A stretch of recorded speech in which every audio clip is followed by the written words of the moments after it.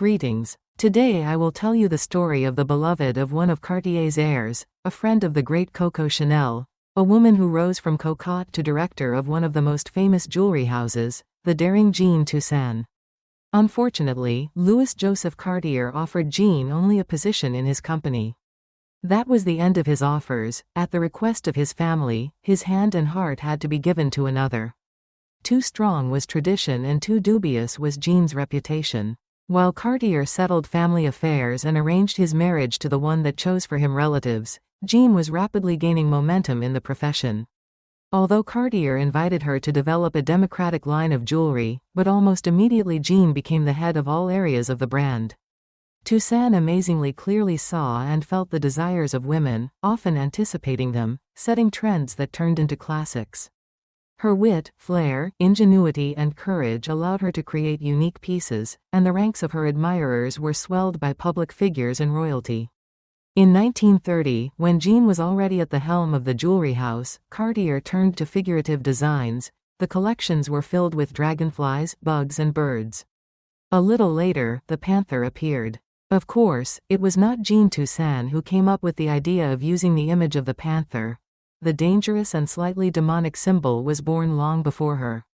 But the new reading and execution is entirely the merit of Cartier's creative director. The panther was associated with freedom, and it was this position that women of the time defended. The story began with a gift to young Jeanne from Cartier in the form of a messenger bag decorated with a flat image of a panther between two cypresses. 20 years later, Toussaint reworked the motif, making the cat three-dimensional.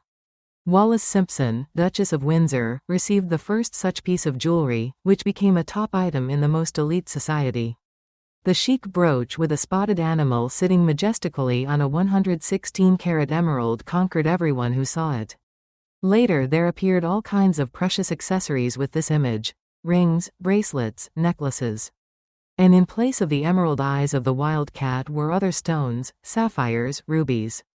The popularity of the panther and Toussaint's talent to anticipate the desires of the public opened a separate page in the history of jewelry art.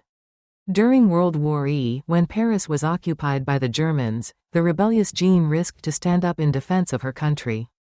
In the way that was closest to her, she raised her voice from the windows of jewelry stores. The shops and boutiques were flooded with brooches in the form of birds imprisoned in golden cages. Perhaps the Gestapo would have passed over this fact if the birds had not been painted in the colors of the French flag. The decoration was clearly a protest, expressed in the language of art, and such an outburst Jeanne was not forgiven. Toussaint was summoned for questioning. Her story could have ended quickly and sadly, but the rebel was saved by a friend. Coco Chanel, jeopardizing her own life, stood up for Jeanne, and she was soon released. In 1945, when the war finally ended, Cartier released another line of symbolic jewelry, but this time the cage door was open. Almost to the end of her life, Jeanne Toussaint remained faithful to Cartier and her vocation.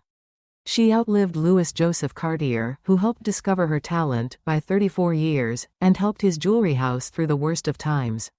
Thanks to Toussaint's efforts, Cartier did not become one of the empires that collapsed after the war, and the luxurious products created with Jeanne's active participation are produced and adorn celebrities to this day.